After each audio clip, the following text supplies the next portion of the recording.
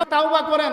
জীবনে যদি কোটি কোটি গুনাহ আপনার আমলনামায় থাকে, আল্লাহ রাব্বুল আলামিন সমস্ত গুনাহ মাফ করে দিবেন। আল্লাহ রাব্বুল আলামিন বলেন, ইল্লা মান তাবা ওয়া আমানা ওয়া আমিলা আমালান সালিহা ফাউলাইকা ইউবাদদিলুল্লাহু সাইয়্যাতিহিম হাসানাত।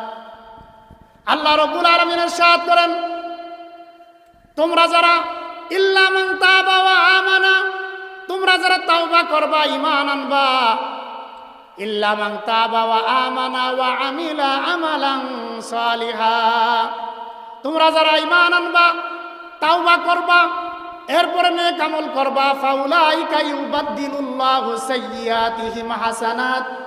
আল্লাহ রাব্বুল আলামিন বলেন, আল্লাহ রাব্বুল আলামিন তোমার সমস্ত গুনাহকে আল্লাহ রাব্বুল আলামিন নেকি দ্বারা পরিবর্তন করে দিবেন।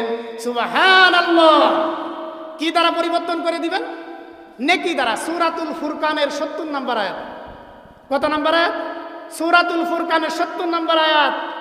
নেকি গুনাহ যদি হয় কোটি কোটি, সমস্ত গুনাহকে আল্লাহ রাব্বুল আলামিন ফাউলাইকা ইউবাদদিলুল্লাহু সাইয়্যাতিহিম হাসানাত, সমস্ত গুনাহকে আল্লাহ রাব্বুল আলামিন নেকির দ্বারা পরিবর্তন করে দিবেন। সুবহানাল্লাহ।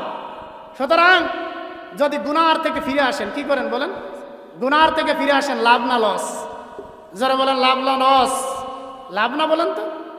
লাভ, শুধু লাভ আল্লাহ। কি বলেন? শুধু লাভ আল্লাহ।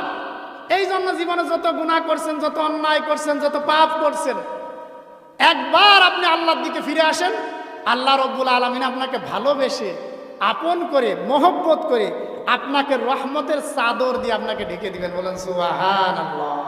কি করে দিবেন? রহমতের চাদর দিয়ে আপনাকে ঢেকে দিবেন। প্রিয় ভাইয়েরা আমার, এই জন্য ফিরে আসতে হবে কার দিকে? জোরে বলেন, কার দিকে? আল্লাহ রাব্বুল আলামিনের দিকে ফিরে আসতে হবে। এই জন্য